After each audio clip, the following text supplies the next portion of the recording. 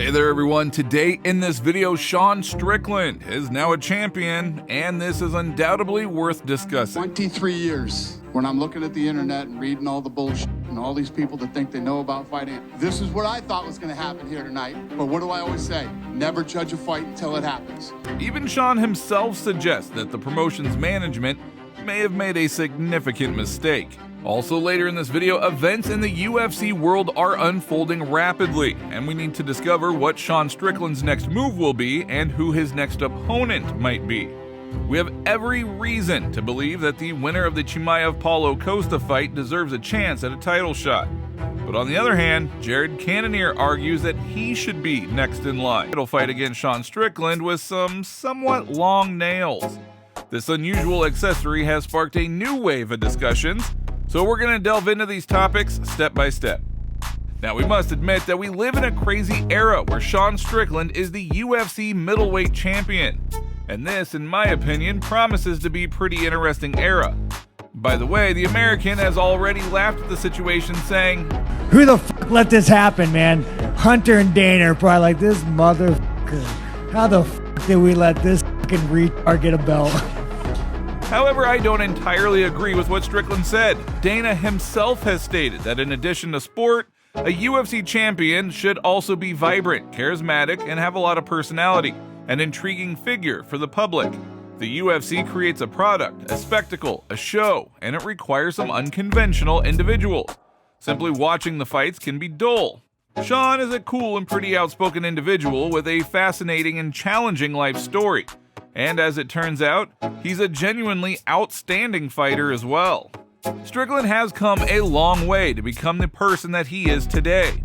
In fact, Strickland has never hidden the fact that the championship belt itself doesn't mean much to him.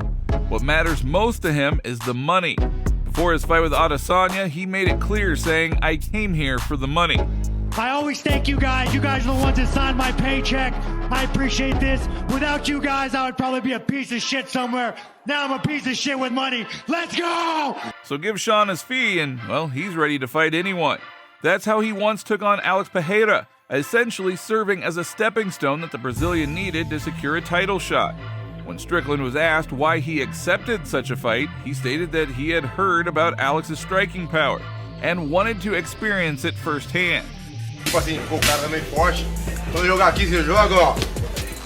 Eu desequilíbrio. Então, joga o tronco um pouquinho pra lá, ó.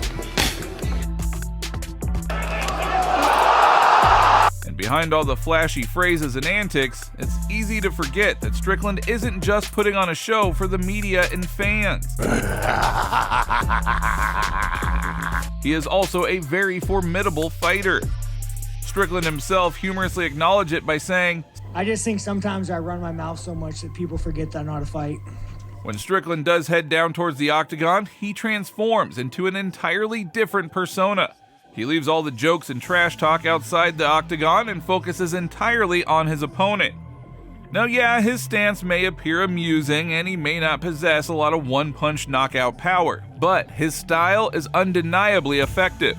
And it's that style that worked in his bout against Adesanya. But what will happen to Adesanya? Well, many are pretty sure that he will never be the same, as the worst thing for Adesanya and his fans in this defeat cannot be attributed to some lucky punch. No, the champion simply could not find any answers for Strickland's game plan. In general, a person who was laughed at because of his strange stance and manner of fighting was called a middle peasant and a hillbilly. And then Sean came out and won. It is pretty difficult to say unequivocally what caused this failure, but the most obvious reason seems to be simple wear and tear. Adesanya appeared for the title fight against Sean Strickland with some rather long nails. This unusual accessory sparked a wave of discussion among the legendary referee John McCarthy. According to McCarthy, the long nails of the former champ did not comply with regulations, and he would have compelled the fighter to trim them. Big John made this announcement while responding to a relevant question from a follower on social media. If I were officiating the fight, those nails would have to be trimmed. Now, Adesanya's infamous manicure became a subject of trash talk from Strickland, who stated in a pre-fight interview that he couldn't be defeated by an anime fan with painted nails.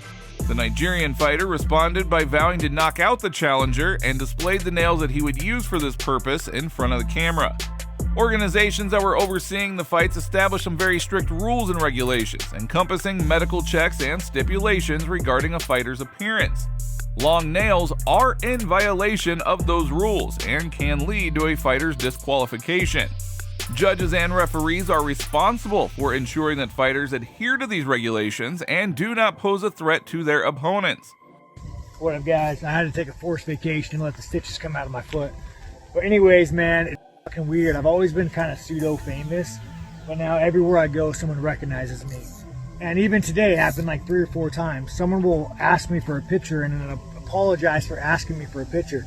But at the end of the day, guys, man, I don't have a fucking job. I don't lay concrete.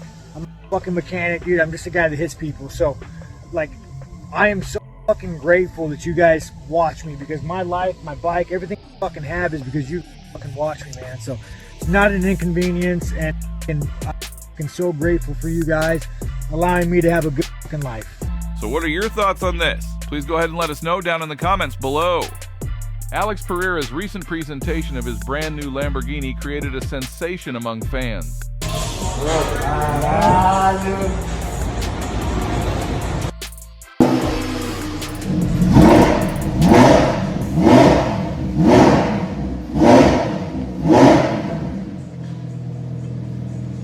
Pereira played a prank on his friend Glover Teixeira.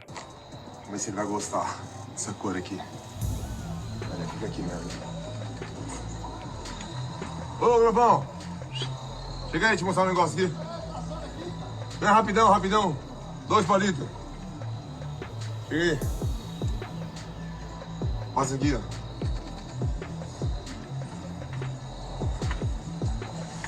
Aqui. Cara, fala aí. Hã? O que é isso aí? Hã? He thought that Alex had given him a car. Gostou? Another gift? Era uma dessas, não era não? Caralho, velho!